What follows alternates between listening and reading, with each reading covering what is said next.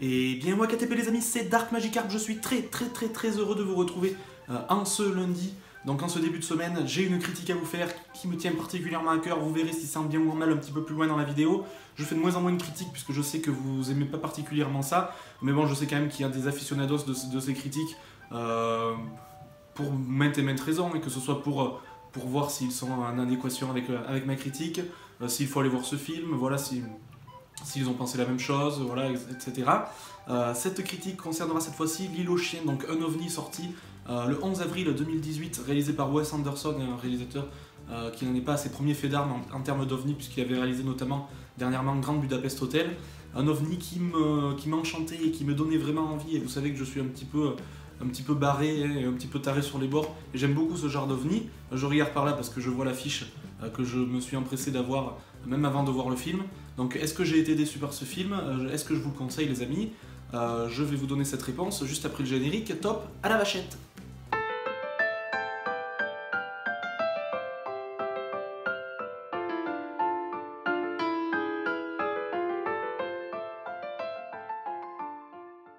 Donc L'Île aux Chiens, réalisé par Wes Anderson, est sorti le 11 avril 2018 avec des voix originales, et pour la version originale avec un casting de très haut niveau, et que ce soit Bryan Cranston, Edward Norton, Harvey Keitel, enfin on a Jeff Goldblum et Bill Murray aussi. Bon, enfin voilà, vous voyez un casting vraiment aux petits oignons. Même pour le casting français, voilà, vous avez Vincent Lindon, vous avez Louis Garrel, vous avez Daniel Auteuil, vous avez Isabelle Huppert. Enfin voilà, le casting vraiment des voix est vraiment exceptionnel, et on verra que c'est un point positif dans ce film-là. Donc L'Île aux Chiens, un film d'animation, voilà, qui met en scène un jeune japonais, voilà, dans le Japon, on va dire quasiment actuel, hein, puisque les chiens ont été irradiés, on va dire, de la planète, pas de la planète, mais bon voilà, de l'archipel nippon, donc le Japon, puisque une épidémie fait rage, et l'ensemble des chiens, que ce soit les chiens errants, les chiens domestiques, etc., ont été irradiés un petit peu et ont été envoyés sur une île, l'île poubelle, on va dire, la poubelle vraiment où l'ensemble des déchets de l'archipel nippon ont été instaurés, et une vie va petit à petit se faire sur cette île avec les chiens, et ce petit Atari, donc ce petit japonais de 12 ans qui cherche son chien et qui va faire excursion sur cette île pour essayer de le retrouver, puisqu'il s'agissait de son chien, on va dire de son garde du corps un petit peu, puisqu'il s'agit du fils, du neveu, pardon, du maire de la ville, dont le maire Kobayashi, et il va essayer de retrouver son chien, et ça va l'entraîner dans pas mal de péripéties. Je peux pas trop vous en dire plus, voilà, c'est difficile à dire, là ça paraît un petit peu basique comme ça, mais c'est ultra bizarre comme film. Et on va commencer tout de suite par les points positifs. Dans les points positifs, tout d'abord bien sûr la patte graphique qui est vraiment juste exceptionnelle, un design bizarre, malsain, voilà, en stop motion, mais en stop motion un petit peu, c'est tellement moche que ça en devient super beau. Enfin, vous serez d'accord avec moi, je pense, si vous avez vu certaines images. Je vous conseille d'aller voir la bande-annonce pour voir si ça vous plaît ou pas. Ça plaira pas à tout le monde, ça plaira d'ailleurs à très peu, mais pour ceux à qui ça plaira, ça sera vraiment un régal pour les yeux. Voilà, ça sort des sentiers battus qu'on a l'habitude de voir en termes de graphisme.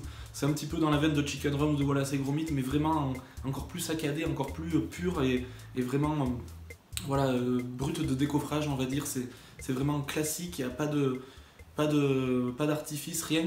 Et cette patte graphique est vraiment juste exceptionnelle. Le deuxième point positif est évidemment la bande originale. Voilà, la bande originale d'Alexandre Desplat, qui est un compositeur français que vous connaissez certainement, puisqu'il a réalisé très récemment les musiques et les mélodies de La Forme de l'eau, qui était aussi parmi les films que j'ai largement appréciés en ce début d'année.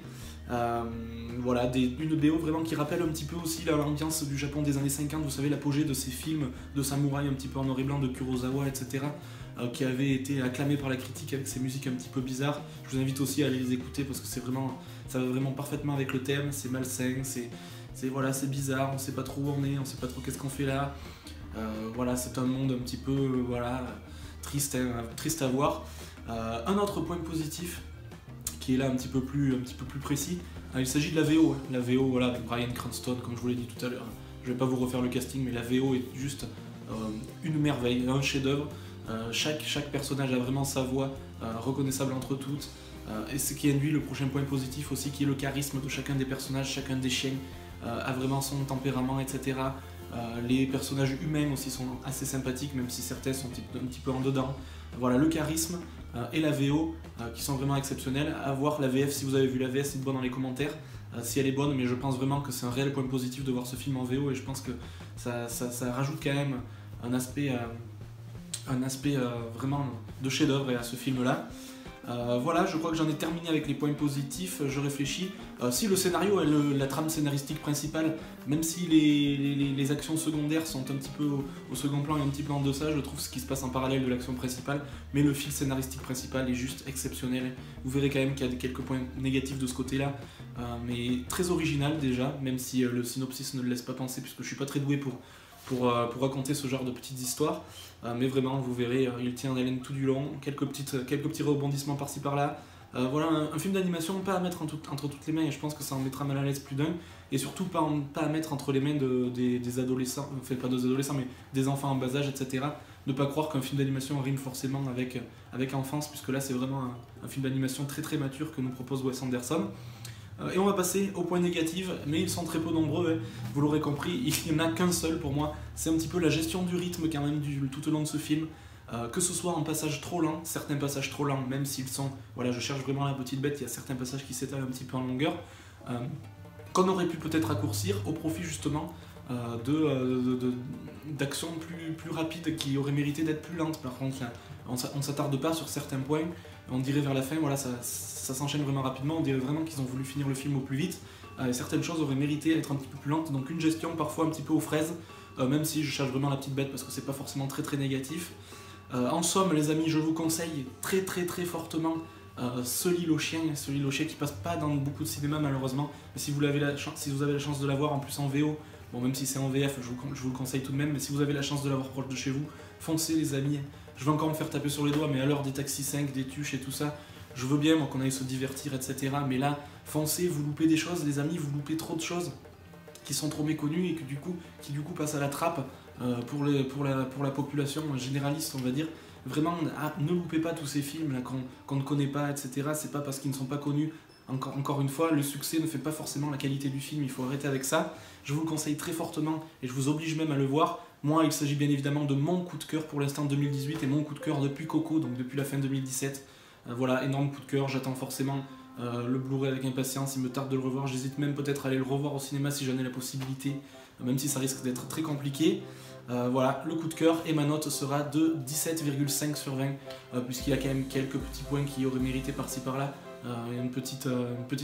Ça aurait été un peu perfectible, on va dire, voilà, mais 17,5 pour moi est vraiment une sublime note.